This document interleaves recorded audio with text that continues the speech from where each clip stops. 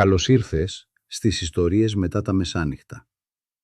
Ένα podcast με αυτοτελείς ιστορίες για ενήλικες, φτιαγμένες για τις ήσυχες ώρες της νύχτας. Ιστορίες με μυστήριο, συναίσθημα και ανθρώπους που ίσως σου θυμίσουν κάτι από τη δική σου ζωή. Εδώ δεν υπάρχει βιασύνη, δεν υπάρχει ένταση. Μόνο μία φωνή, μία ιστορία και λίγος χρόνος για να αφήσεις τη μέρα πίσω σου. Στο σημερινό επεισόδιο θα ακούσεις την ιστορία ενός ζευγαριού που είναι μαζί 15 χρόνια. Μιας γυναίκας που δεν μπορεί να κοιμηθεί και ενός άντρα που μέσα στη νύχτα αρχίζει να της λέει μία ιστορία. Μόνο που αυτή τη φορά η ιστορία δεν είναι φτιαγμένη για να την ανουρίσει. Είναι φτιαγμένη για να της αποκαλύψει όσα δεν υπόθηκαν ποτέ. Ο τίτλος της ιστορίας είναι «Μέχρι να κοιμηθείς». Βολέψου, χαμήλωσε το φως και ας ξεκινήσουμε. Μέχρι να κοιμηθείς. Η Μαρίνα είχε έναν συγκεκριμένο τρόπο να ξαπλώνει όταν ήξερε πως δεν θα κοιμηθεί εύκολα. Γύριζε πρώτα στο δεξί πλευρό, τραβούσε το σεντόνι μέχρι τον ώμο και έβαζε το ένα χέρι κάτω από το μαξιλάρι. Έμενε έτσι για λίγα λεπτά, σαν να έδινε στον ύπνο μια τελευταία ευκαιρία. Ύστερα γύριζε ανάσκελα, μετά αριστερά και πάλι από την αρχή. Ο Άρης δεν χρειαζόταν να κοιτάξει το ρολόι για να καταλάβει πόση ώρα είχε περάσει. Τη γνώριζε από την αναπνοή της. Όταν κοιμόταν, η ανάσα της κατέβαινε βαθιά. Όταν προσπαθούσε να κοιμηθεί, ανέπνεε προσεκτικά, σαν να φοβόταν ότι ακόμη και αυτό μπορούσε να την κρατήσει ξύπνια. Εκείνο το βράδυ είχε αλλάξει πλευρό 4 φορές. Ο Άρης ήταν ξαπλωμένος με την πλάτη προς το μέρος της. Τα μάτια του ήταν ανοιχτά. Κοιμάσαι? Όχι. Σε ξύπνησα? Όχι. Εκείνη μετακινήθηκε λίγο πιο κοντά του. Όχι αρκετά ώστε να τον αγγίξει, αλλά αρκετά ώστε να νιώσει τη θερμότητα του σώματός της στην πλάτη του. Θα μου πεις κάτι? Ο Άρης γύρισε ανάσκελα. Τι να σου πω. Μια ιστορία. Η φωνή της είχε μια μικρή αμηχανία, σαν να μην ήταν σίγουρη αν δικαιούνταν ακόμη να του ζητήσει κάτι τόσο τρυφερό. Έχουμε καιρό να το κάνουμε αυτό. Το ξέρω. Νόμιζα πως δεν σε βοηθούσε πια. Με βοηθούσε. Τότε γιατί σταματήσαμε? Η Μαρίνα δεν απάντησε. Κάποτε της έλεγε ιστορίες, σχεδόν κάθε βράδυ. Δεν ήταν πάντα μεγάλες, ούτε ιδιαίτερα καλές. Ξεκινούσαν συνήθως από κάτι που είχαν δει μέσα στη μέρα. Έναν άνθρωπο που κρατούσε 3 καρπούζια στο λεωφορείο. Μια γυναίκα που μάλωνε με ένα μηχάνημα εισιτηρίων. Ένα παιδί που είχε ζωγραφίσει με κυμολία μια πόρτα πάνω στο πεζοδρόμιο. Ο Άρης έπαιρνε αυτές τις μικρές εικόνες και τους έδινε αρχή, μέση και τέλος. Η Μαρίνα συνήθως κοιμόταν πριν ολοκληρώσει την ιστορία. Το επόμενο πρωί τον ρωτούσε τι είχε συμβεί και εκείνος της έδινε ένα διαφορετικό τέλος από εκείνο που είχε σκεφτεί τη νύχτα. Έτσι, οι περισσότερες ιστορίες τους είχαν 2 εκδοχές. Μία που είχε ακουστεί στο σκοτάδι και μία που είχε γεννηθεί το επόμενο πρωί. Λοιπόν, Ο Άρης πήρε μια αργή ανάσα. Εντάξει. θα μου πεις? Θα σου πω. Η Μαρίνα βολεύτηκε καλύτερα. Ήταν κάποτε ένα ζευγάρι. Πολύ πρωτότυπο. Θες να την πεις εσύ? Όχι. Συνέχισε. Ο άντρας λεγόταν Πέτρος και η γυναίκα του Ελένη. Φυσικά. Τι σημαίνει φυσικά? Όλες τις ιστορίες σου λέγονται Πέτρος, Νίκος ή Μιχάλης. Δεν ισχύει. Ισχύει. Ο Άρης άφησε ένα μικρό γέλιο. Ήταν η πρώτη φορά μέσα στη μέρα που γελούσαν για το ίδιο πράγμα. Ο Πέτρος και η Ελένη ήταν μαζί πολλά χρόνια. Όχι τόσα ώστε να έχουν ξεχάσει πως γνωρίστηκαν, αλλά αρκετά ώστε να διαφωνούν για τις λεπτομέρειες. Όπως? Εκείνος έλεγε ότι την είχε προσέξει πρώτος. Εκείνη έλεγε ότι αν δεν του είχε ζητήσει αναπτήρα, μπορεί να μην της μιλούσε ποτέ. Κάπνιζαν. Μόνο εκείνη. Ο Πέτρος κουβαλούσε αναπτήρα για να έχει αφορμή να μιλά σε γυναίκες. Η Μαρίνα γέλασε χαμηλά. Αυτό είναι λίγο θλιβερό. Δούλεψε όμως. Συνέχισε. Έμεναν σε ένα διαμέρισμα που είχαν φτιάξει σιγά σιγά, όχι επειδή είχαν σχεδιάσει ακριβώς πώς το ήθελαν, αλλά επειδή κάθε φορά που χαλούσε κάτι, αγόρασαν το καλύτερο που μπορούσαν να αντέξουν. Είχαν έναν καναπέ που βούλιαζε από τη μία πλευρά, ένα τραπέζι που έγερνε ελάχιστα και μια κουζίνα που είχαν βάψει μόνοι τους. Η κουζίνα ήταν αρχικά άσπρη. Η Ελένη ήθελε να τη βάψουν κίτρινη, αλλά ο Πέτρος έλεγε ότι θα έμοιαζε με παιδικό σταθμό. Είχε δίκιο. Τελικά διάλεξαν πράσινο. Η Μαρίνα άνοιξε τα μάτια. Η δική τους κουζίνα ήταν πράσινη. Ένα σκούρο ματ χρώμα που είχαν διαλέξει μετά από εβδομάδες διαφωνιών και 17 δείγματα μπογιάς κολλημένα στον τοίχο. Τι πράσινο? Σαν φύλλο ελιάς. Η Μαρίνα έμεινε ακίνητη. Αυτό ακριβώς είχε πει στο κατάστημα χρωμάτων 13 χρόνια πριν. Και το έβαψαν καλά? Όχι. Στη μία γωνία φαινόταν ακόμη το προηγούμενο χρώμα. Έβαλαν μπροστά ένα ψηλό βάζο και έκαναν ότι δεν υπάρχει. Στη γωνία της δικής τους κουζίνας υπήρχε ένα ψηλό κεραμικό βάζο. Μου φαίνεται πως κλέβεις. Από πού? Από τη ζωή μας. Όλες οι ιστορίες κάπου κλέβουν. Καλά, συνέχισε. Η φωνή της παρέμενε ήρεμη. Ο Άρης όμως κατάλαβε πως δεν προσπαθούσε πια να κοιμηθεί. Ο Πέτρος και η Ελένη είχαν ταξιδέψει κάποτε στη Βαρκελόνη. Η Μαρίνα ένιωσε κάτι να σφίγγεται χαμηλά στο στομάχι της.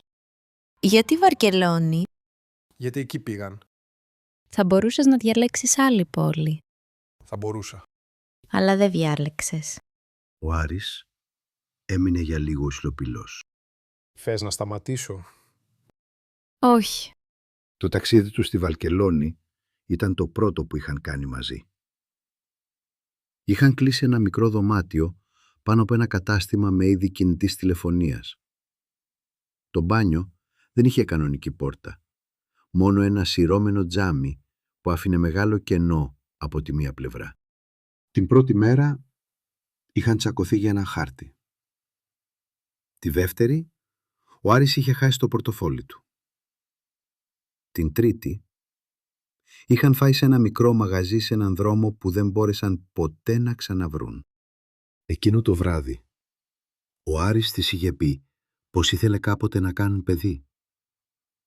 Η Μαρίνα είχε χαμηλώσει το βλέμμα στο πιάτο της και είχε απαντήσει «Όχι ακόμη, όχι δεν θέλω, όχι δεν ξέρω, μόνο όχι ακόμη». Στη Βαρκελόνη, ο Πέτρος είπε στην Ελένη ότι ήθελε κάποτε να κάνουν παιδί. Και εκείνη τι είπε? Όχι ακόμη. Ο Άρης είπε τις λέξεις ακριβώς όπως τις είχε πει εκείνη. Μετά? Μετά πέρασαν τα χρόνια. Πόσα? 12. Και το παιδί? Ο Άρης δεν απάντησε αμέσως. Η Ελένη το ανέβαλε. Φοβόταν ότι δεν θα ήταν καλή μητέρα, ότι θα έχανε τη δουλειά της, ότι θα γινόταν σαν τη δική της μητέρα, ότι ο Πέτρος θα ήθελε το παιδί περισσότερο από εκείνη. Η Μαρίνα ένιωσε τον λαιμό της να στερνώνει. Δεν είχε πει ποτέ όλα αυτά μαζί. Τα είχε πει σε διαφορετικές στιγμές μέσα σε 15 χρόνια. Μερικά στον Άρη, μερικά σε φίλες, μερικά μόνο στον εαυτό της. Και ο Πέτρος? Στην αρχή περίμενε. Μετά άρχισε να ρωτά λιγότερο. Γιατί? Επειδή προτιμούσε να την έχει κοντά χωρίς απάντηση, παρά μακριά με μια ξεκάθαρη απάντηση. Η Μαρίνα έμεινε ακίνητη. Αυτή η φράση δεν ήταν ανάμνηση. Ήταν κάτι που ο Άρης είχε κρατήσει μέσα του. Έκανε λάθος. Ναι. Ποιο ήταν το λάθος? Νόμιζε ότι η αναβολή ήταν ουδέτερη. Η Μαρίνα τράβηξε το μαξιλάρι πιο κοντά στο πρόσωπό της. Συνέχισε. Μια μέρα η Ελένη γύρισε σπίτι και είπε στον Πέτρο ότι της είχαν προτείνει μια δουλειά στο εξωτερικό. Η Μαρίνα ένιωσε όλο της το σώμα να σκληραίνει. Πριν από 8 χρόνια της είχαν προτείνει θέσεις στις Βρυξέλλες. Ήταν η πρώτη φορά που κάποιος στη δουλειά της είχε μιλήσει για εκείνη σαν να είχε μέλλον πέρα από το τμήμα στο οποίο βρισκόταν. Η θέση ήταν για 2 χρόνια, με πιθανότητα επέκτασης. Είχε ενθουσιαστεί και φοβηθεί μαζί. Είχε μιλήσει στον Άρη για ώρες. Εκείνος δεν της είχε πει να μην πάει. Της είχε πει μόνο να σκεφτεί τι θα σήμαινε για τους γιο τους. Το ενίκιο, τα αεροπορικά, τη δουλειά του, την ηλικία τους, το παιδί που ίσως ήθελαν κάποια στιγμή. Η Μαρίνα είχε απορρίψει τη θέση 4 ημέρες αργότερα. Για χρόνια παρουσίαζε την απόφαση σαν κοιμή. Τον τελευταίο καιρό όμως, όταν θύμωνε μαζί του για κάτι μικρό, θυμόταν τις Βρυξέλλες. Η δουλειά ήταν στις Βρυξέλλες, να φανταστώ. Ναι. Και η Ελένη δεν πήγε. Όχι. Επειδή ο Πέτρος δεν ήθελε. Επειδή εκείνη είπε πως δεν ήθελε να διαλύσει τη ζωή τους. Αυτό είναι διαφορετικό. Ναι. Και εκείνος τι είπε? Ότι ήταν δική της απόφαση. Η Μαρίνα άφησε ένα μικρό, πικρό γέλιο. Κλασικό. Ναι. Τι έκανε ο Πέτρος? Ο Άρης άλλαξε θέση. Λίγες εβδομάδες πριν η Ελένη αποφασίσει, ο Πέτρος είχε δεχτεί ένα τηλεφώνημα από τον άνθρωπο που της είχε προτείνει τη θέση. Δεν μπορούσε να τη βρει και ο Πέτρος απάντησε στο σταθερό του σπιτιού. Του είπε ότι η θέση ήταν καλύτερη από όσο νόμιζε η Ελένη. Δεν ήταν απλώς για 2 χρόνια. Υπήρχε σοβαρή πιθανότητα να γίνει μόνιμη και τη θεωρούσαν από τις καλύτερες υποψήφιες. Η Μαρίνα ένιωσε τα δάχτυλά της να παγώνουν. Η Ελένη το ήξερε. Ο Άρης δεν απάντησε. Η Μαρίνα περίμενε. Δεν τον πίεσε. Αυτή τη φορά δεν θα τον βοηθούσε να συνεχίσει. Όχι. Γιατί? Ο άνθρωπος στο τηλέφωνο είπε επίσης ότι μπορούσαν να βοηθήσουν τον Πέτρο να βρει δουλειά εκεί. Είχαν ήδη ρωτήσει σε 2 εταιρείες. Και ο Πέτρος Είπε ότι θα της το μεταφέρει. το μετέφερε. Ο Άρης έκλεισε για λίγο τα μάτια. Όχι. Η λέξη ακούστηκε καθαρά, χωρίς ιστορία γύρω της. Γιατί? Επειδή φοβήθηκε ότι η Ελένη θα πήγαινε, ότι θα της άρεσε η ζωή εκεί, ότι θα καταλάβαινε πως μπορούσε να είναι καλά χωρίς εκείνον, ότι αν εκείνη προχωρούσε και εκείνος όχι, θα άλλαζε η ισορροπία μεταξύ τους. Άρα δεν το έκανε για να την προστατεύσει. Έτσι έλεγε στον εαυτό του. Από τι? Από το να πάρει μια απόφαση που θα μετάνιωνε, από το να χαλάσει η σχέση τους. Όχι, τον εαυτό του προστάτευσε. Ο Άρης κατέβασε το βλέμμα. Ναι. Η Μαρίνα κοίταξε το ρολόι στο κομοδίνο. Ήταν 2:18. Και μετά? Η Ελένη απέρριψε τη δουλειά.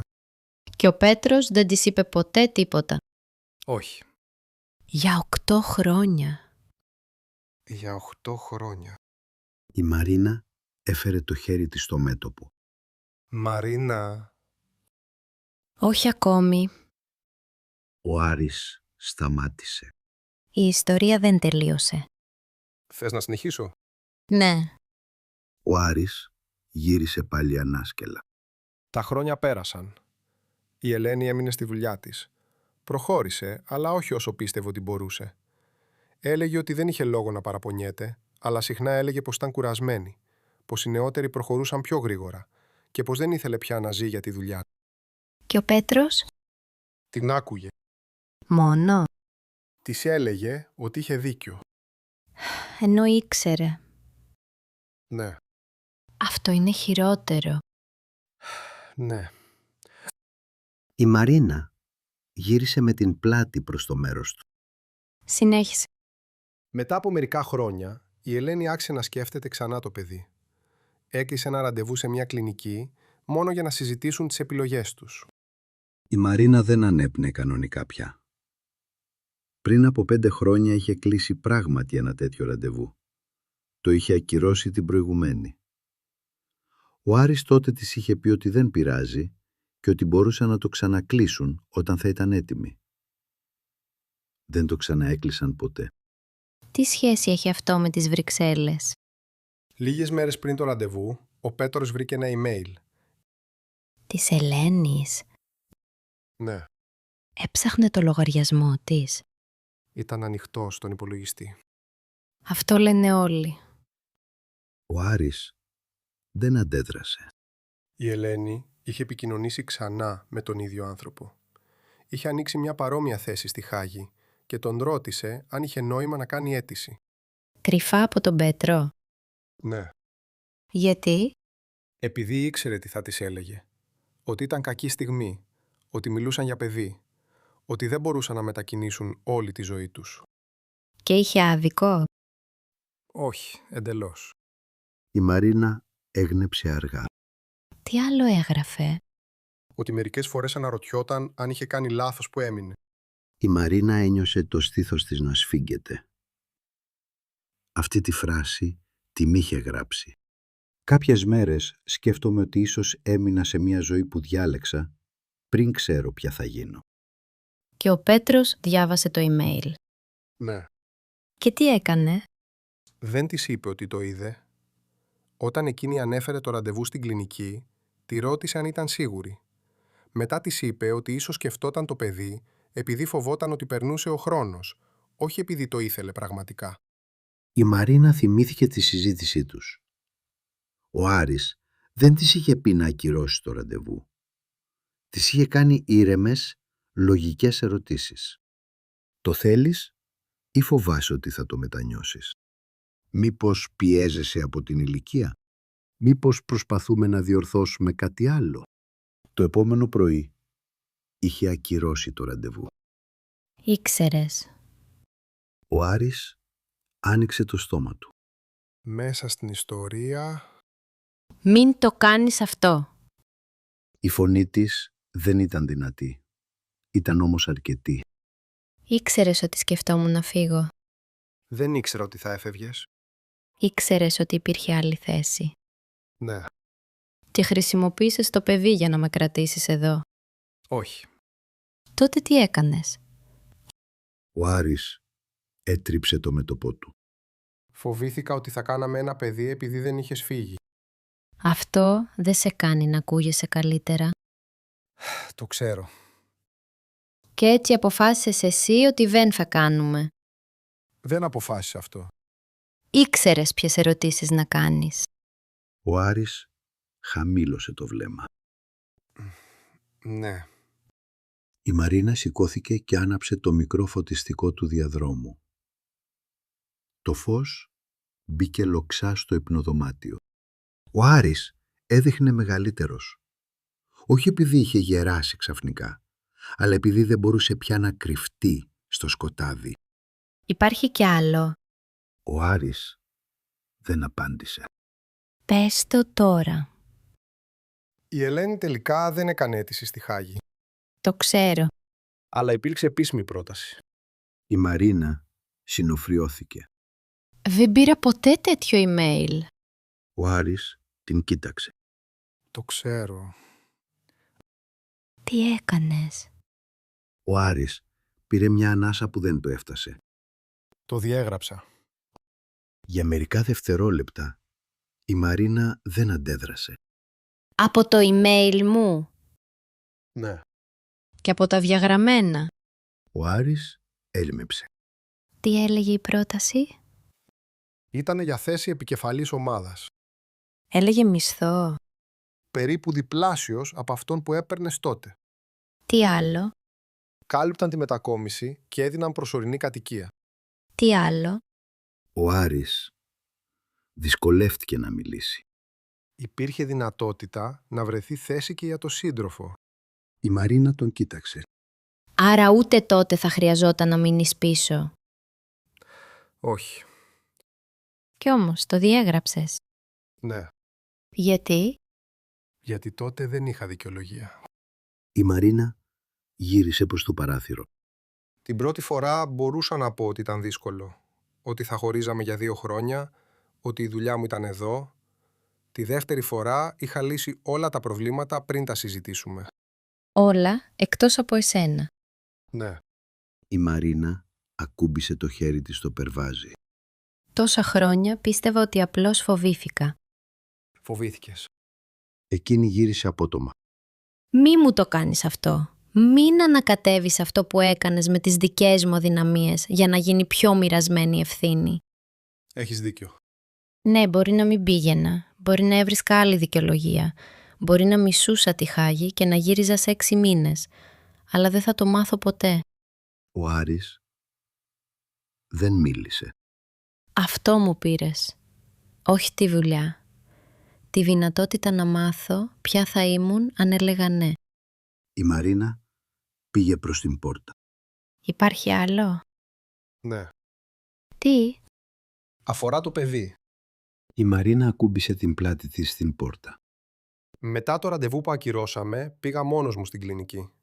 Ήθελα να μάθω αν μπορούσαμε ακόμη. Έκανα εξετάσεις και οι πιθανότητες ήταν πολύ χαμηλές από τη δική μου πλευρά. Και δεν μου το είπες. Όχι. Γιατί? Γιατί τότε όλα όσα σου είχα πει πριν από το ραντεβού θα έμοιαζαν διαφορετικά. Ήταν διαφορετικά. Ο Άρης δεν μίλησε. Με άφησες να πιστεύω ότι εγώ δεν ήμουν σίγουρη. Δεν ήσουν.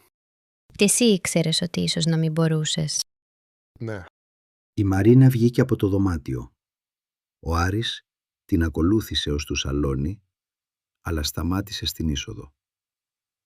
Εκείνη κάθισε στον καναπέ, στην πλευρά που βούλιαζε περισσότερο. Γιατί τώρα? Γιατί βρήκα κάτι. Ο Άρης πήγε στο γραφείο και πήρε ένα διπλωμένο χαρτί. Η Μαρίνα το αναγνώρισε. Ήταν μια αγγελία εργασίας στη Λισαβόνα που είχε τυπώσει πριν από 3 εβδομάδες. Έκανες αίτηση. Όχι ακόμη. Θα κάνεις. Δεν ξέρω. Ο Άρης έλμεψε. Όταν το βρήκα, κατάλαβα ότι θα το ξανακάνω. Θα βρω καλούς λόγους για να μην φύγεις. Το στεγαστικό, τη δουλειά μου, τη μητέρα μου, το ότι δεν ξεκινάς εύκολα από την αρχή στα 42. Θα σου πω ότι είναι δική σου απόφαση και θα φροντίσω να νιώσεις ότι υπάρχει μόνο μια σωστή επιλογή. Γι' αυτό μου το είπες. Και επειδή δεν μπορούσα να σε αφήσω να φύγεις αυτή τη φορά χωρίς να ξέρεις γιατί έμεινες τις προηγούμενες, Η Μαρίνα τον κοίταξε. Είσαι πολύ καλός στο να κάνεις την ενοχή σου να μοιάζει με γενναιότητα. Ο Άρης δέχτηκε τη φράση χωρίς αντίδραση. ναι, Θέλεις να μείνουμε μαζί? ναι. Θέλεις να πάω στη Λισαβόνα? Ο Άρης άργησε να απαντήσει. Νάτος πάλι. Θέλω να κάνεις αίτηση. Δεν σε ρώτησα αυτό. Θέλεις να πάω? Ο Άρης κοίταξε προς το παράθυρο. Όχι. Η Μαρίνα έγνεψε αργά. Ήταν η πρώτη καθαρή απάντηση που της είχε δώσει εκείνο το βράδυ. Αλλά θέλω να μπορείς να πας. Αυτό θα έπρεπε να ήταν αυτονόητο. Ναι. Κι αν πάω? Θα δούμε τι μένει από εμάς όταν δεν αποφασίζω εγώ. Πόσο μακριά μπορείς να φτάσεις? Η Μαρίνα σηκώθηκε και πήγε στην κουζίνα. Επέστρεψε κρατώντας ένα ποτήρι νερό. Τότε, στις Βρυξέλλες, αν μου είχες πει την αλήθεια, μπορεί να μην πήγαινα. Μπορεί να κάναμε παιδί. Ο Άρης χαμήλωσε το βλέμμα. Μπορεί. Μπορεί και όχι. Ναι. Η Μαρίνα ήπιε λίγο νερό. Αλλά θα ήταν η δική μου ζωή. Ο Άρης δεν απάντησε. Δεν ξέρω αν μπορώ να σε συγχωρήσω. Το καταλαβαίνω. Όχι, δεν το καταλαβαίνεις ακόμη. Ο Άρης έλμεψε. Έχεις δίκιο. Και μη λες συνέχεια έχεις δίκιο. Δεν διορθώνει τίποτα. Εντάξει. Και αυτό εκνευριστικό είναι. Ο Άρης άφησε ένα μικρό γέλιο που σταμάτησε αμέσως. Για πρώτη φορά εκείνο το βράδυ, η Μαρίνα τον κοίταξε όχι σαν ξένο, αλλά σαν τον άντρα που γνώριζε. Τον άντρα που άφηνε τα συρτάρια μισάνυχτα, που δεν πετούσε ποτέ κουτιά επειδή μπορεί να χρειάζονταν, που θυμόταν πώς έπινε τον καφέ της, αλλά ξεχνούσε κάθε χρόνο την ημερομηνία που είχαν γνωριστεί. Τον άντρα που την είχε αγαπήσει και που μέσα σε αυτή την αγάπη είχε βρει χώρο να φοβηθεί τόσο πολύ ώστε να της αλλάξει τη ζωή χωρίς να την αγγίξει. Πήγαινε για ύπνο. Και εσύ? Δεν θα κοιμηθώ. Ο Άρης σηκώθηκε. Η ιστορία δεν είχε τέλος. Η Μαρίνα τον κοίταξε. Είχε. Απλώς δεν ήταν το τέλος που είχες ετοιμάσει. Εκείνος πήγε στο υπνοδωμάτιο. Η Μαρίνα έμεινε μόνη στο σαλόνι. Άνοιξε τον φορητό υπολογιστή και βρήκε την αγγελία. Ήξερε τα καθήκοντα, τον μισθό και τις προϋποθέσεις. Ήξερε ότι δεν ήταν βέβαιο πως θα την καλούσαν. Ήξερε επίσης ότι υπήρχαν άνθρωποι με περισσότερη διεθνή εμπειρία. Πάτησε υποβολή αίτησης. Συμπλήρωσε το όνομά της. Ανέβασε το βιογραφικό. Έγραψε την πρώτη παράγραφο της συνοδευτικής επιστολής. Τη διέγραψε και την ξανάγραψε. Στο τελευταίο πεδίο υπήρχε μία ερώτηση. Είστε διαθέσιμοι για μετεγκατάσταση? 2 επιλογές. Ναι. Όχι. Η Μαρίνα επέλεξε ναι και πάτησε την τελική υποβολή. Δεν ένιωσε ανακούφιση. Δεν ένιωσε θρίαμβο. Είδε μόνο τη μικρή επιβεβαίωση στην οθόνη. Η αίτησή σας υποβλήθηκε επιτυχώς. Και για πρώτη φορά μετά από χρόνια δεν περίμενε να της πει κανείς αν είχε πάρει τη σωστή απόφαση. Αυτή ήταν ακόμη μια ιστορία μετά τα μεσάνυχτα. Μια ιστορία για όσα μένουν κρυμμένα μέσα στις σχέσεις, για τις αποφάσεις που παίρνουμε και για εκείνες που αφήνουμε άλλους να πάρουν αντί για εμάς. Σε ευχαριστώ που την άκουσες. Θα συναντηθούμε ξανά στην επόμενη ιστορία. Καληνύχτα.